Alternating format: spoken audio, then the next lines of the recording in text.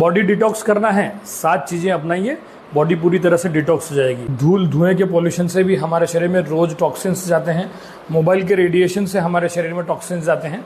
साथ ही साथ junk food खाने से या केमिकल वाला भोजन खाने से, प्रिजर्व फूड खाने से या किसी भी प्रकार से जब हमारे शरीर में टॉक्सिन की मात्रा बढ़ती है तो ऐसे में शरीर अलग अलग प्रकार की बीमारियां जो है वो उसके रूप में टॉक्सिन को शरीर से बाहर करता है। जब हमारे शरीर में टॉक्सिन बढ़ जाते हैं तो ये नेचुरली जो है शरीर से बाहर करने की भी एक प्रक्रिया है, उसके थ्रू शरीर से टॉक्सिन बाहर होते हैं, जैसे यूरिन के थ्रू बाहर होना, पसीने के थ्रू बाहर होना या स्टूल के थ्रू टॉक्सिन का बाहर हो जाना। लेकिन कई बार टॉक्सिन जो है हमारे शरीर में इतने ज़्यादा बढ़ जाते हैं कि हम बीमार होना शुरू हो जाते हैं।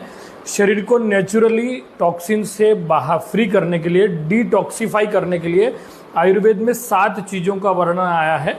यदि हम ये 7 चीज़ों का हमारे भोजन में रोज़ाना उपयोग करते हैं तो हमारी बॉडी डिटॉक्सिफाई हुआ करती है या रेगुलरली डिटॉक्सिफाई हो जाती है। वो 7 चीज़ें कौन सी हैं?